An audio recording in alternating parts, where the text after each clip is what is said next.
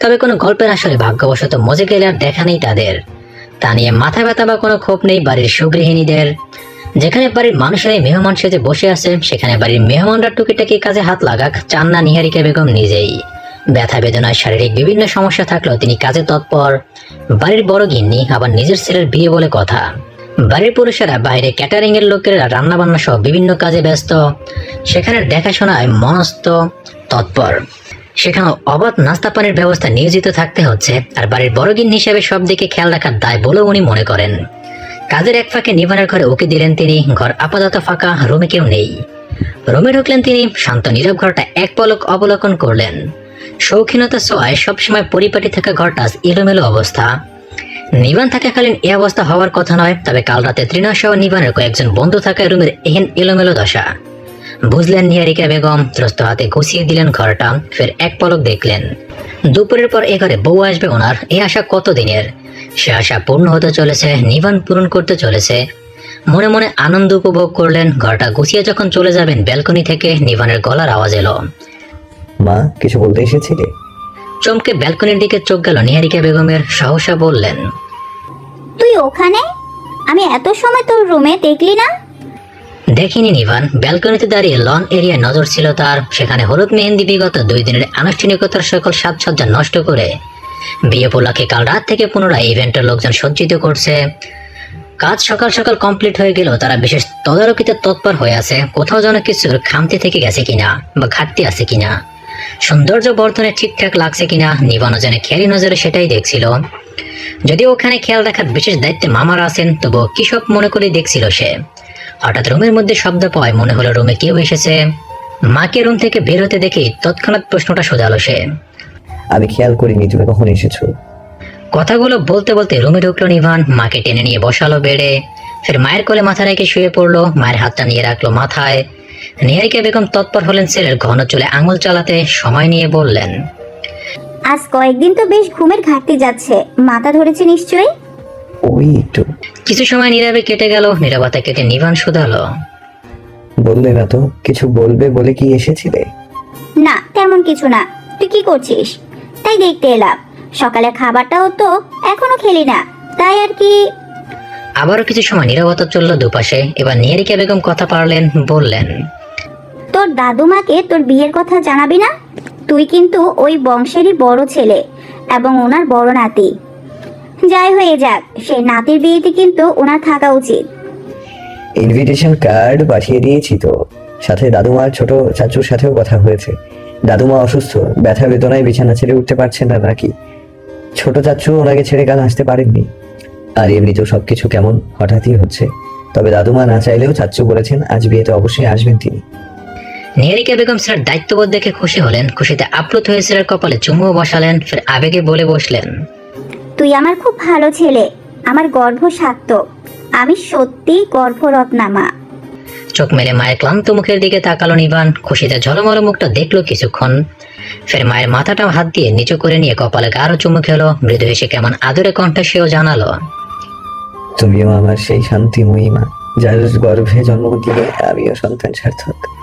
নিহারিকা বেগম আবেগ প্রবণ হলেন। সে আবেগের ঝরঝর বর্ষণ ছেলের কপালে দীর্ঘ সময় ঠোঁট ছুঁয়ে ঝাড়লেন তিনি। নিবানও কেমন চোখ বুঝে নিশ্চুপ রইল সে আদরে। সকাল কেটে গিয়ে যখন দুপুর হতে চলল, সব সাজরবে চারিদিকে হইচই পড়ে গেল। সকাল 10টা বাজতে পার্লারের কিছু মেয়েরা এসে হাজির বাড়িতে। সবকিছুই মানুষটার সিদ্ধান্ত মতো বাড়িতেই হচ্ছে। সময় যত এগোতে লাগলো, ভিতরের আবেগ অনুভূতিরা উৎকণ্ঠা যেন ততই তীব্র হারে বাড়তে থাকলো। বুকের ভিতরে স্বাভাবিক থাকা সকল যন্ত্র আজ অনিয়ন্ত্রিত। সবকিছুর অস্বাভাবিকতা উৎকণ্ঠা সেকেন্ডে সেকেন্ডে টের পাচ্ছে কৌরি।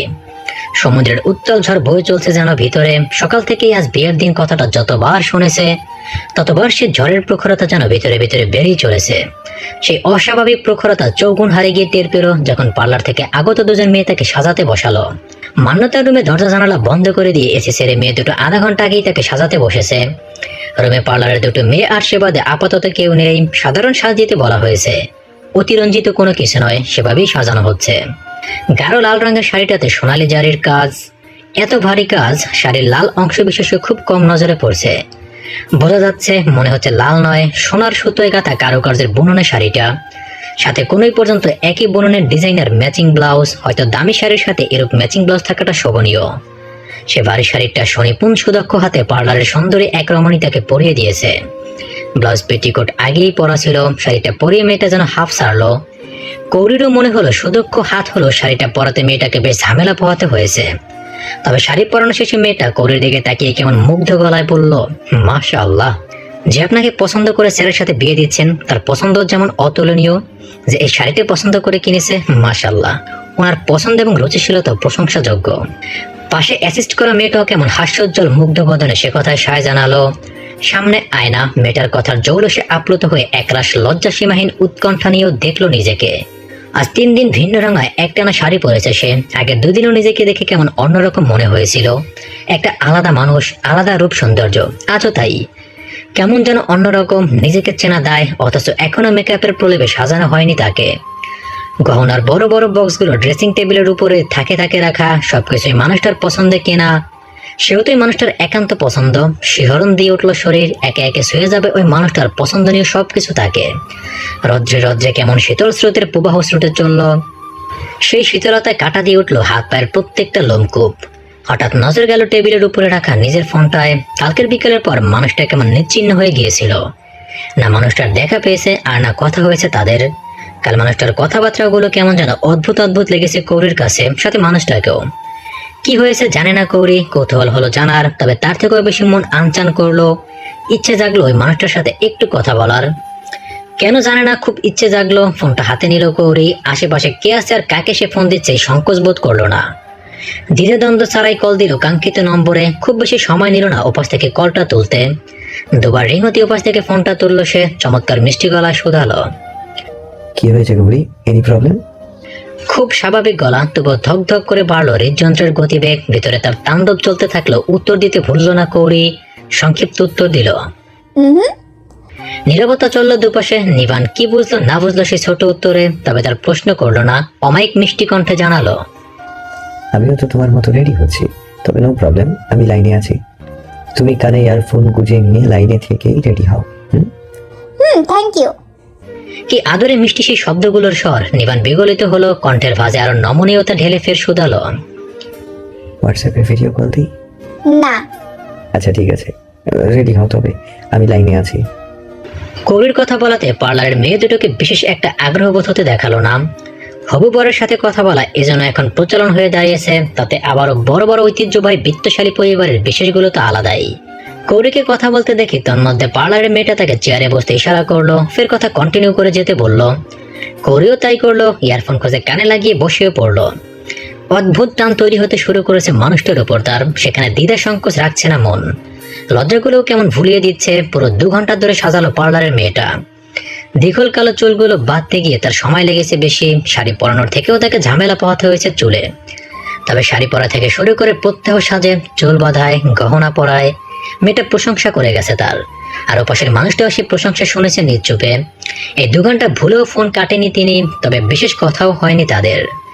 তবে কেমন যেন ফোন কাটতে ইচ্ছে হয়নি কৌরির। এমন পাগলামো কখনো করবে সে আশা করেনি। তবে পাগলামোতে তীব্র প্রশ্রয় পেয়ে নিজেও কেমন অটল ছিল।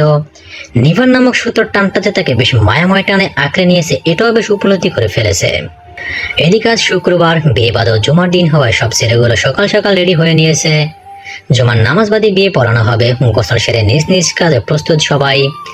নিভানের রুমে এত সময় সে একা একা রেডি হলো। এবার সেখানে হাজির হলো ত্রিনয় আর ইভান। সাদার উপরে গোল্ডেন কারুকার্য শোভিত শেরওয়ানি আর পাজামাতে সত্যি বরবার লাগছে তাকে। শ্যামগায় মানিয়েছেও মাশাআল্লাহ। সবসময়ের মতো চুলগুলো জেন্টেলম্যানস লুকের মতো পরিপাটি। বিয়ে উপলক্ষে চুলে কাট দেওয়া হয়েছে, তাই আজ যেন আরো পরিপাটি দেখাচ্ছে। খুব সাধারণ লোক, তবু অসাধারণ সুদর্শন দেখাচ্ছে। ভাইকে দেখেই ইভান কেমন উচ্ছল গলায় ভরে উঠল, माशाल्लाह, नजर ना लग जाए আমার ভ্রাতাশ্রীকে। নিভান বেশি পাত্তা দিল না ইভানের কথায়। ইভান এসে দাঁড়ালো নিভানের সামনে, বলল, শেরওয়ানির সাথে সৌন্দর্য বর্ধনের গলার সেই হারটা পরেছো কই? আর শেরওয়ানিতে জড়ানো ওড়নাটাও তো গলায় জড়ালে না। নিভান তখন আয়নার সামনে নিজেকে ঠিকঠাক লাগছে কিনা দেখে নিতে ব্যস্ত। ইভান কথাটা বলতে স্বাভাবিক ভঙ্গিতে বলল, এই, আমি পুরুষ, মেয়ে লোক নই যে গলায় ভারী হাড় ঝুলাবো, ড্রেসের সাথে ম্যাচিং করে গায়ে ওড়নাও জড়াবো। ও সব চলবে না, আমি এইভাবেই কমফোর্টেবল, দ্যাটস এনাফ। ওটা শুধু বিয়ে উপলক্ষে সৌন্দর্য বর্ধনে পড়া হয়, সবসময় পড়ছে এমন তো নয়। তবে একটা দিনে সমস্যা কোথায়? একদিন হোক বা রোজ, সমস্যা আমার রুচিতে। আমার সৌন্দর্য বর্ধনের দরকার নেই, আমি এভাবেই ঠিক আছি। ওকে বলে ইভান অলস ভঙ্গিতে বসে পড়লো বেড়ে। এবার ইভানের সুরে সুরে মিলিয়ে ত্রিনয় বলল, সব না হয় ঠিক আছে, তবে মাথার পাগড়িটার পর, না হলে বর আর আমাদের মধ্যে পার্থক্য থাকলে কোথায়? কেমন একই রকম দেখতে সাজগোজ লাগছে না? তাতে আমাকে আমার বউয়ে চিনে নিতে বিন্দুমাত্র অসুবিধা হবে না, চল। আর নামাজটা তো আর পাগড়ি মাথায় দিয়ে হবে না, টুপিতেই নামাজ সারতে হবে, সুতরাং বিয়েটাও টুপিতেই সেরে নেব, চল চল। তারা দিল ইভান। এই ছেলেকে নিয়ে আর পারা গেল না। বিড়বিড় করে বকে ত্রিনয় অলস ভঙ্গিতে বসে পড়লো ইভানের পাশে। ইভান এবার শুয়ে পড়লো। অদ্ভুত নজরে সে দেখছেন ইভানকে। দামি এক সেট পাঞ্জাবি পাজামা, তবুও চুলের কাটছাট দিয়ে আজও মানুষটাকে হ্যান্ডসাম লাগছে। তবুও সেই জাঁকজমকপূর্ণ বর্বর লাগছে না। তবুও এভাবেই নাকি বিয়ে করতে যাবে। ধ্যাত, মানুষটা যে কি! ইভান ত্রিনয়কে লক্ষ্য করে নিভান বলল, আরে শুয়ে পড়লি কেন ইভান? নামাজের সময় চলে যাবে তো, চল। অলরেডি 12:45 ওভার হয়ে গেছে। ত্রিনয়, তুই আবার বসলি কেন? ত্রিনয় কিছু বলল না। ইভান বলল, ভাবছি। নিভান এবার বিরক্ত হলো। বিরক্ত নিয়ে শুধালো, কি ভাবছিস? তোমার বিয়ে নাকি মুখ ভাতের অনুষ্ঠান? নিভানের আরো বিরক্ত হওয়ার কথা, সেখানে ইভানের কথায় অমায়িক হাসলো সে। ফের নিজেকে আরো একবার দেখে নিয়ে পিছে মোড়ে ইভান আর ত্রিনয় দুজনকে উদ্দেশ্য করে বলল, মুখে ভাতের অনুষ্ঠান, তোরাও খেতে চাইলে আয়, আমি যাচ্ছি। চলে গেল নিভান। ইভান ডাকলো তবুও পিছে ফিরল না। ত্রিনয় ডাকলো তবুও ফিরল না। হতাশ হলো দুজনে এবং একই সাথে ভিড় বিড়ালো দুজনে। এ কেমন বর, যার লোক শরম লাজ লজ্জা কিচ্ছু নেই, যেখানে ভাই বন্ধুরা হাত ধরে তাকে বিয়ের আসরে নিয়ে যাবে, আর সে লজ্জায় ঠিহরে মাথা নিচু করে ভাই বন্ধুর হাত চেপে ধরে থাকবে। তা না, ভাই বন্ধু রেখেই একা একা বিয়ে করতে চলে গেল। আশ্চর্য ছেলে। বাড়ির পাশে জামে মসজিদ। বাড়ির ছোট বড় সকল পুরুষ নামাজ আদায়ের লক্ষ্যে মসজিদে অগ্রসর হওয়ার প্রস্তুতি নিল। সবাই একসাথে যাবে। নিজের ঘর থেকে বের হয়ে নিভান সোজা মায়ের ঘরে ঢুকলো। সেখানে নিহারিকা বেগম জায়েদ সাহেবকে প্রস্তুতি করাচ্ছিলেন। সাদা পাঞ্জাবি পাজামা পরে তাকে হুইল চেয়ারে বসে আতর লাগিয়ে দিচ্ছিলেন। এমন সময় দরজায় টোকা পড়তে জায়েদ সাহেব থেকে নিজেকে সরিয়ে আসার অনুমতি দিলেন। অনুমতি পেতে নিভান ভেতরে ঢুকলো। মুগ্ধ নজরে নিহারিকা বেগম ছেলেকে দেখে গেলেন, তবে মুখে কিছু বললেন না। জায়েদ সাহেব কথা বাড়ালেন, তুমি আসতে গেলে কেন? আমি তো আসছিলাম। নিভান মৃদু হাসলো। সহসা ওনার দিকে এগিয়ে এক হাঁটু গেড়ে ওনার সম্মুখে বসলো। ওনার কোলের মধ্যে রাখা হাতটা উপরের নিজের হাতটা কোমর স্পর্শে রাখলো। সেই স্পর্শে জায়েদ সাহেবের পুরুষ চৌড়া হাতটা মৃদু কেঁপে উঠলো। এই স্পর্শের মালিকের প্রতি ওনার ভীষণ মায়া, স্নেহ, দরদ, আবেগ। পোষা পাখি যে, লোকে বলে পোষা জিনিসের প্রতি আপন জিনিসের থেকে মায়া বেশি, দরদ বেশি। জায়েদ সাহেবের ভাবনার মধ্যে নিভান নম্র কণ্ঠে শুধালো, আপনি আমার এহেন সিদ্ধান্তে অসন্তুষ্ট মন তো? যদিও আজ বিয়ের দিন এমন প্রশ্ন বেমানান। অবাক হলেন জায়েদ সাহেব। গলার স্বরও তেমন অবাকতা ঢেলে শুধালেন, অসন্তুষ্ট কেন হব? আপনি সব সময় আমার সকল সিদ্ধান্তকে প্রায়োরিটি দিয়ে এসেছেন। আমার জীবনে এমন একটা সিদ্ধান্ত নেওয়ার আগে আপনার সিদ্ধান্ত জানতে চাইলাম না, এই জন্য। অমায়িক হাসলেন জাহিদ। বয়স বাড়লো, সুদর্শন চেহারার জৌলসতা এখনো কমেনি, বরং কাঁচা পাকা চাপদারিতে বেশ দেখায়। সেই মুখে হাসিটা যেন আরো মুক্ত ঝরায়। বাবার মুখের হাসিটাও তাকে বেশ আনন্দ দিত, এরকমই ঝলমলে ছিল। নিভান সে মুখের দিকে চেয়ে রইল নিষ্পলক। জায়েদ সাহেব নিজের হাতটা নিভানের হাতের নিচ থেকে টেনে নিয়ে সেটা আবারও ভারসাম্যপূর্ণ স্পর্শে নিভানের হাতের উপরে রাখলো। ফের অমায়িকতা কণ্ঠে বললেন, তুমি তো নিজের সিদ্ধান্ত জারি করার আগেই কৌরিকে আমার কাছে চেয়েছিলে, তবে অসন্তুষ্ট হব কেন? আমি তখনই ভীষণ খুশি হয়েছিলাম যখন তুমি কৌরিকে নিজের জন্য এ বাড়িতে রাখতে চাইলে। ওই মেয়েটার বাবার কাছে আমি রেডি। অসময়ের দুর্লভ বন্ধু আমার সে। আমি সেই মানুষটার কৃতজ্ঞতার ঋণ কখনো চোকাতে পারবো না। তাই চেয়েছিলাম মেয়েটাকে যখন আমার ঋণ শোধ করার কিছুটা সুযোগ দিয়েছে, তবে কৌরির সুখ সমৃদ্ধি নিজের হাতে গুছিয়ে দেব। তুমি আমার দায়িত্ববান বাচ্চা, আর সেই দায়িত্ববান সন্তানের অধীনে ওকে নিজের কাছে যখন রাখতে পারছি, এর চেয়ে ভালো সুখ সমৃদ্ধি ওর জন্য আর কি হয়? আর দ্বিতীয়ত, আমি কখনোই তোমার সিদ্ধান্তে অসন্তুষ্ট হই না। সিদ্ধান্ত ঠিকঠাক মনে না হলেও প্রশ্ন থাকে অন্তরে, তবে তোমার প্রতি অসন্তুষ্ট কখনোই হই না। তুমি আমার প্রথম সন্তান, যেটা তুমি মানো আর না মানো, আমি মানি, মেনে এসেছি বরাবর। আর এটাও মনে প্রাণে মানি, তুমি আমার দায়িত্ববান খুব ভালো বাচ্চা, বুঝদার বাচ্চা। তাই তুমি কখনো উল্টাপাল্টা সিদ্ধান্ত নেবে বা নিতে পারো বা ভুলভাল কাজ করবে, এটা আমি মানি না। আমার মন মানে না, আর সেই সিদ্ধান্তে আমি অসন্তুষ্ট হব এমন দিন কখনো না আসুক। এমন দিনটা আল্লাহ যেন আমাকে না দেখান, তার আগেই মৃত্যু যেন আমার দুয়ারে।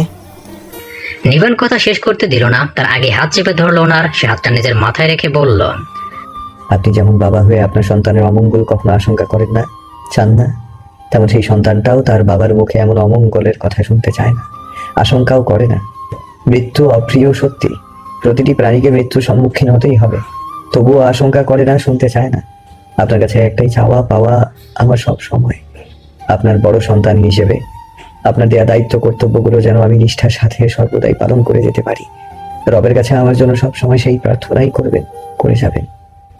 আমার সকল প্রার্থনায় আমার সন্তানেরা, তোমরা তোমাদের ভালো মন্দ প্রার্থনায় তো বাবা হিসাবে আমার সর্বদা কাম্য। আমি সেই প্রার্থনায় সর্বদা উতলা হয়ে থাকি। আলাদা করে আমার সন্তানদের চাইতে হবে না, এই বাবার দোয়া। আর তুমি বাচ্চাটা আমার জীবনে কি সেটা তুমি বুঝবে না নিভান, তবে বাবা হও, কিছুটা হলেও অনুধাবন করতে পারবে। নিজের প্রথম সন্তান, সেটা রক্তের সম্পর্কিত হোক বা আত্মার, আর যেমনই হোক, তার প্রতি বাবা মায়ের ভালোবাসা, মায়া, টান ঠিক কেমন হয় সেটা বাবা না হওয়া অবধি বুঝবে না, উপলব্ধি করতে পারবে না। শক্তপোক্ত মানুষটা হঠাৎ কেমন আবেগপ্রবণ হলেন। নিবানের গালে হাত চোয়ালেন, ফের বললেন, আমি জানি তুমি তোমার বাবাকে প্রচণ্ড ভালোবাসতে।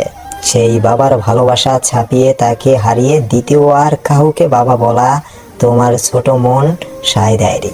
তবুও তোমার বাবা না ডাকটা আমাকে ক্ষুণ্ণ করে, কষ্ট দেয়, ব্যর্থতা জানান দেয়। মনে হয় আমি তোমার প্রতি যথাযথ দায়িত্ব পালন করতে পারিনি, সত্যিই তো পারিনি। স্বার্থান্বেষীদের মতো তোমার ইচ্ছে আকাঙ্ক্ষা বিসর্জিত করে আমার দায়িত্ব কর্তব্য সব তোমার উপরে চাপিয়ে দিয়েছি। পারিনি সন্তানের যথাযথ হক দিতে। সেখান থেকে ভাবলে মনে হয় তুমি বাবা ডাকরা ভালোই করেছো, না হলে এই ডাক্তার ঋণ তো থেকেই যেত আমার উপর। ডাক্তার যথাযথ মূল্যায়ন না দিতে পারায় অপরাধ বোধ নিয়েই বাঁচতে মরতে হতো আমাকে। নিবান নিশ্চুপ শুনল কথা, একটাও শব্দ উচ্চারণ করলো না, যেন ওনার ভেতরে জমা নিজস্ব কথা, নিজস্ব ব্যথাগুলো বের করে আনতে চাইলো, তাতে যদি মনে শান্তি মেলে। নিহারিকা বেগম তখন বাবা ছেলে থেকে অদূরে দাঁড়িয়ে দাঁতে দাঁত চেপে কান্না আটকে চলেছেন। নিবান হুইল চেয়ারটা টেনে আরো ঘনিষ্ঠ হলো ওনার সাথে, নিজের গালে সোয়ানো হাতটা নিয়ে বুকে চেপে ধরলো, ফের নিজের পাকাপোক্ত খোলসটা ছেড়ে কেমন বাচ্চামো অবুঝ স্বরে বলতে থাকলো, বাবাকে আমি খুব ভালোবাসতাম, এত ভালোবাসতাম অতটুকু বয়সে বাবাকে হারিয়ে বুঝতে পারলাম আমার আর বাবার মতো ভালোবাসার মানুষ রইল না। মাকে জিজ্ঞেস করুন বাবা আমাকে মায়ের চেয়ে ভালোবাসতেন কিনা। সেই বাবার জায়গায় কিছুতেই মন থেকে অন্য কাউকে মেনে নিতে পারিনি, আমার বাচ্চা মন মেনে নেয়নি। বাবা ছাড়া বাবা ডাকটাও কাউকে ডাকা আমার এই ছোট্ট মনটাও কেন জানি সায় দেয়নি, দিতে চাইনি। আর যখন মনে সায় দিল তখন নিজের মধ্যে দ্বিধা কাজ করলো। বাবার মতো আদর যত্ন পাওয়া মানুষটাকে কিছুতেই আবার আর বাবা ডাকা হয়ে উঠলো না। মন চাইলেও অথচ মস্তিষ্কের বশীভূত আমি হতে পারলাম না। তবে আপনাকেও আমি ভীষণ ভালোবাসি, হয়তো বাবা ডাক্তার ডেকে সেই ভালোবাসাটা জাহির করা হয়নি কখনো, তবুও প্রচন্ড ভালোবাসি। আমার জন্য আপনার অপরাধ বোধ ব্যথিত ধারণা ভুল। আপনি স্বার্থ নেশা মানুষ নন, আর স্বার্থ নেশা বাবা তো কখনো নন। আপনি খুব ভালো একজন বাবা, যে তার সন্তানদের বরাবর সমান প্রায়োরিটি দিয়ে এসেছে, তাদের হক সমানভাবে যথাযথ পালন করার চেষ্টা করেছে। আর কে বলেছে আপনি বাবা হিসেবে আমার যথাযথ দায়িত্ব পালন করেননি, করতে পারেননি? করেছেন। একজন বাবা হিসেবে যতটা দরকার ততটাই করেছেন। বড় সন্তান হিসেবে আমার প্রতি হয়তো একটু বেশি করেছেন। ইভান ভুল বলে না, আপনার মায়ের মন থেকে নজরে লাগা ভালোবাসাটা তো আমিও অনুভব করি। হাসলো নিবান, ফের বলতে থাকলো, আর আমার স্বপ্ন ইচ্ছা বিসর্জন দিয়ে আপনার দায়িত্ব কর্তব্য কাঁধে নেওয়ার ব্যাপারটাকে আপনি আপনার স্বার্থপরতা ভেবে ব্যথিত হচ্ছেন কেন? সেই দায়িত্ব কর্তব্য তো পালন করতেই হতো আমাকে। বাবার অসুস্থতার অবর্তমানে বাড়ির বড় সন্তানের কাঁধে এসে বাবার বর্ধিত দায়িত্ব কর্তব্য তো পড়বেই। আর বাবা মা ভাই বোনদের প্রতি সেই দায়িত্ব কর্তব্য পালনে কখনোই আমার অনীহা ছিল না। সেখানে স্বপ্ন ইচ্ছে তো বিসর্জন দিতেই হতো, তাও তো আপনি চেষ্টা কম করেননি সেই স্বপ্নের পথে আমাকে এগিয়ে দিতে। আমি দায়িত্ব ছেড়ে এগোতে চাইনি। এখানে আপনার দোষ কোথায়? আপনার দোষ নেই তো? দোষী যদি হতে হয় দুজনেই। এবার গাল ভরে হাসলো নিবান, ফের চমৎকার কণ্ঠে বলল, দোষী তো আমরাই দুজনে, তাই না? হাসলেন জাহিদ সাহেবও। ভেতরটা যেন নিভানের কথার যুক্তি তর্কে জড়িয়ে গেল ওনার। নিভানের বুক থেকে হাতটা সারিয়ে নিয়ে দোয়াতের কোটরিতে তার মুখটা চেপে ধরলেন। পিতৃমন শিহরণ দিয়ে উঠল। ফের মুখটা টেনে নিয়ে স্নেহপূর্ণ চুমু বসালেন নিভানের চওড়া কপালে। নিহারিকা বেগম আর দূরে দাঁড়িয়ে থাকতে পারলেন না, দুজনের পাশে এসে দাঁড়ালেন। একটু মরে নিজ নিভানের মাথায় আদর ছুঁয়ে দিলেন। ফের সরে গিয়ে চুপ করে দাঁড়ালেন। জাহিদ সাহেব কপাল থেকে ঠোঁট সরিয়ে নিভানের মুখের দিকে মায়াময় নজরে তাকিয়ে কণ্ঠে মাধুর্যতা ঢেলে বললেন, খুব সুখী হও। বিনিময়ে নিভান শুধু অমায়িক হাসলো। জাহিদ সাহেব কিছু একটা ভেবে নিভানকে ডেকে উঠলেন। নিভান, বলুন। আমি জানি কৌরিকে তুমি খুব ভালো রাখবে, সেই ভরসা বিশ্বাস অগাধ তোমার প্রতি আমার। তবুও ওর বাবা হয়ে দায়িত্ব পালনের খাতিরে বলছি, মেয়েটাকে ভালো রেখো নিভান, তোমার সর্বোচ্চ চেষ্টা রেখো মেয়েটাকে খুব ভালো রাখতে। মাথা উপর নিচ দাঁড়িয়ে সম্মতি জানালো নিভান। ফের জাহিদ সাহেবের মাথায় টুপি পরিয়ে মায়ের থেকে বিদায় নিয়ে মসজিদের নামাজে অগ্রসর হলো। নিচে হই হুল্লোড় পড়ে গেছে নামাজে যাবার। সবার গলার স্বর ছাড়িয়ে নাফিমার ঈশিতাপুর ছেলের অধৈর্যময় কণ্ঠের বার্তা শোনা গেল, কখন যাব আমরা নামাজে, আর কখন হবে বিয়ে। বিশাল বড় লন এরিয়াটা ইভেন্টের কর্মীরা সাজিয়েছে বেশ চমৎকার আভিজাত্যপূর্ণ নজর ধাঁধানো রূপে। সম্পূর্ণ ফুল দিয়ে চমৎকার প্রদর্শনী স্টেজটা বেশ নজর কাটছে। আর্টিফিশিয়াল দুধের সাদা আর গাঢ় লাল ফুল রঙের কম্বিনেশনে সাজানো হয়েছে পুরো স্টেজের চারপাশটা। রঙিন কাপড় দিয়ে স্টেজের ছাদের সৌন্দর্য বর্ধনে ফুলের বিশাল বিশাল ঝাড়বাতি বানিয়ে ঝুলানো হয়েছে। সামনের পুরো এরিয়া জুড়ে শৌখিনতার ছোঁয়া সাজানো গোছানো চেয়ার টেবিল। সেখানে আমন্ত্রিত মানুষের ঢল। আপাতত সবাই এখন স্টেজের নিশ্চুপ, কাজের মুখে পাঠকরা বাণীগুলো শুনে যাচ্ছে। স্টেজের প্রস্থ মাঝ বরাবর শটান বেলি ফুলের শত শত মালার ঝোলানো গাঁথনি দিয়ে পর্দা তৈরি করা হয়েছে। ফুলের ঘনত্ব এতই বেশি যে এপাশ ওপাশের মানুষগুলোকে অনুভব করা ছাড়া কাউকে দেখাই যাচ্ছে না। যারা এক পাশে বসে আছে ছেলেরা, অন্য পাশে মেয়েরা। নিস্তব্ধ নীরব পরিবেশ, শুধু কাজের মুখে নিটল স্বচ্ছ বাণীগুলো ছাড়া কোথাও কোনো টু শব্দটি নেই। অথচ করে স্পষ্ট টের পাচ্ছে তার ধক ধক করে তর্পণ হৃদস্পন্দনের গতিবেগ। তার মনে হচ্ছে আশেপাশে মানুষগুলো এই শব্দের স্পষ্টতা শুনতে পাচ্ছে। এই শব্দের সূচনা তো অনেক আগেই শুরু হয়েছে, তবে একাধারে চলছে তাকে স্টেজে আনার আগ মুহূর্ত থেকে। রাজকীয়ভাবে তাকে স্টেজে আনা হয়েছে। কি হই হুল্লোড়ে মিষ্টি সম্বোধন অভ্যর্থনা জানিয়ে তাকে স্টেজ পর্যন্ত আনা হলো। অদ্ভুত ফিল হয়েছে তার, আর এখন আরো অদ্ভুত অনুভব হচ্ছে। হাত পায়ের হিম ভাবনা যেন প্রকট হচ্ছে, শ্বাস প্রশ্বাসের তাল হারিয়ে যাচ্ছে, ভাবনাগুলো কেমন খেই হারাচ্ছে। আর এলোমেলো অনুভূতি আর ভাবনাগুলোর মাঝে যখন স্পষ্ট পরিচিত কণ্ঠের কবুল বার্তা শুনলো, সব অনুভূতির দুয়ার যেন কিছু বন্ধ হয়ে গেল। মুখ উঁচু করে তার সামনাসামনি বসা মানুষটার দিকে চেয়ে পড়লো, অথচ মানুষটাকে নয়েজ নজরে পড়লো বেলে ফুলের আচ্ছাদিত দেয়ালটা। অথচ নিষ্পলক চোখে চেয়ে রইল কৌরি। ফের কাজের প্রতিটা বার্তা সমর্থন করে যখন আরো দুবার কবুল বলল, কৌরির তো হুশি উড়ে গেল। হাত পায়ে হিমভাবের সাথে সাথে মৃদু কম্পনও শুরু হলো। সেই মৃদু কম্পন তীব্র হলো যখন একত্রে উপস্থিত সবাই আলহামদুলিল্লাহ বাক্য বারবার আওড়াতে লাগলো। কাজী সাহেব সময় নিয়ে ফের আবারও একই বাণী আওড়াতে থাকলেন। মুখস্থ বাণীগুলো একের পর এক শব্দ তুলে চঞ্চল স্বরে আওড়ে চললেন। তবে কি এবার তার পালা? হুশ ফিরল কৌরির, তবে হাতে পায়ের শীতল ভাব কাঁপুনি বিন্দু মাত্র কমল না, বরং বেড়েই গেল। দুপাশে বসা ঈশিতা মান্যতে স্পষ্টই টের পেল। তরিত কৌরির হাতটা চেপে ধরে হাতের মুঠোয় নিল ঈশিতা। মৃদু হেসে চোখ দিয়ে আশ্বস্ত করলো। অপর পাশ থেকে মান্যতা আলতে স্পর্শে জড়িয়ে নিল তাকে। তাতে কি কমলো তীব্র বেগে চলা হৃদযন্ত্রের ঊর্ধ্ব গতিবেগের শব্দ? কমলো কি হাতে পায়ের কাঁপুনি, শির দ্বারা বেয়ে চলা হিমশৈল ভাব?